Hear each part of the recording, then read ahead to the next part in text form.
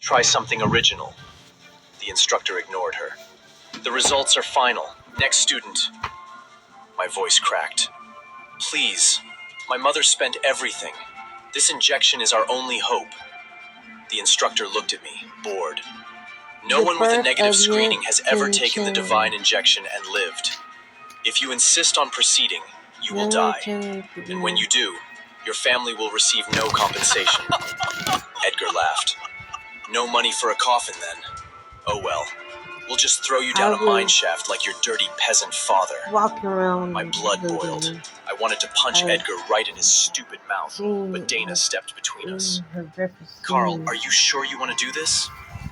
I studied my rune. Would the screening result have been any different if Edgar hadn't sabotaged me? What if I really was too weak for the injection? It didn't matter. I couldn't let my mother down. I want to take the test. The instructor nodded. Very well. Then, the intercom blared overhead. Section B, report to your testing bays. My heart pounded.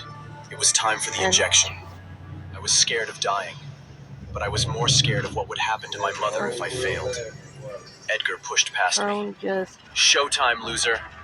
I watched the students in front of me go into the injection rooms, one by one. Dana went in, then stepped out a minute later. Her eyes glowed faintly, and a silver moon-shaped mark gleamed on her chest.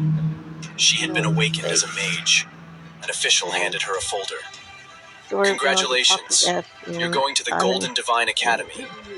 I grinned and pumped my fist for her. Then someone shoved me hard from behind. It was Edgar, and he had changed too. He now had a warrior's mark on his chest. Don't worry, Carl. When you die, I'll give your mother exactly what she deserves. I didn't respond. I couldn't let him get to me, because I was next. The door sealed behind me with a hiss. A tall official in a white coat motioned me over without looking up from his digital pad. Sit. Left arm out. I lowered myself onto the cold medbed and rolled my sleeve up. This was it. Everything my mother had scraped together. Everything left of our family name. My one chance to escape my life of poverty in the mines. The official tapped the syringe. Deep breath, please. I closed my eyes. Please. I don't care what power I get, just let me live. The cold sting of the needle plunged in. Then a sharp burn shot up my arm. For a heartbeat, nothing happened. And then, the lights flickered. Machinery around the room began to spark. Outside, the birds shrieked in ragged unison. The official's pen froze mid-mark. What the? Ah! Pain detonated in my chest. My breath ripped out of me as something seared through my bloodstream, crawling up toward my shoulder. I gasped and looked down. On my arm, a large, jagged, three-clawed mark I'd never seen before was carved deep into my skin.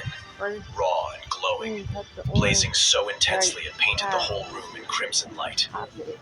The official staggered back into a tray of instruments as gasps rippled across the room. I've never seen that mark before. What is that? Suddenly, the scar blazed and flared outward into a great glowing spectral aura hanging over me in the shape of an enormous beast's claw. I stared at it in shock. What is this? Am I gonna die? The official tapped frantically at his pad, trying to make sense of the readings. Class, unknown. Power, unknown. His face had gone pale, as if he'd seen a ghost. There's no way. The beast-shaped aura shimmered, its massive claw crashing down, engulfing me in a surge of blinding red light. No! Suddenly the walls melted away, and I was in the wilderness, jagged trees stabbing at the sky.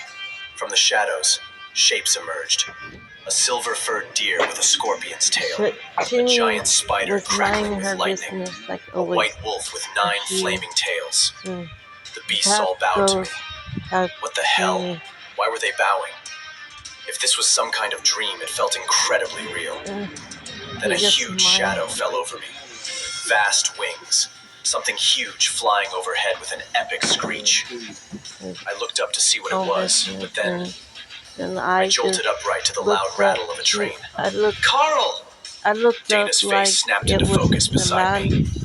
Are you okay? I looked around in confusion to see everyone staring at me. The red claw mark on my arm was blazing, flooding the cabin with light. Looked down again. They all gasped. From At the same time, I heard a cheeky, excited voice suddenly chirping inside my head. Master Carl, come find me. I whirled around in confusion. What was that voice? Why was it calling me Master? But before I could say anything, attention students! At the front was Sergeant Rita in a military coat. Congratulations on passing your divine injection and being accepted into the Golden Divine Academy. We will arrive shortly. Accepted. So, was wondering I had made it into the academy. I still had no idea what my power was. Why I was asking, All why I knew is my was that the mother vision so of those creatures had handicapped? felt real, like I Why was she seeing the called the future. Shetty? But then I heard the cheeky voice in my head again. And Master Carl, I'm under the seat. 3 rows up to your right. Come on. I stood up in surprise, but no one else seemed to hear it. Was I going crazy? What Sergeant do you Rita expect continued. us to do? I suggest you manifest your powers immediately if you haven't already. Suicide. You'll need them to survive your first trial. You'll find resources in your assigned cars. Go now. All around, the students were showing off their new powers. A boy flexed his hand and sparks snapped between his fingers.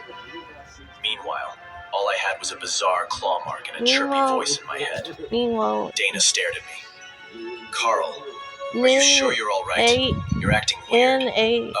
I'm fine. Confused, I shuffled up 3 rows to an empty seat on my right. The voice called again. I'm under here. I bent down to peer under the seat. There I found a huge football-sized egg wedged in there. I picked it up and stared at it.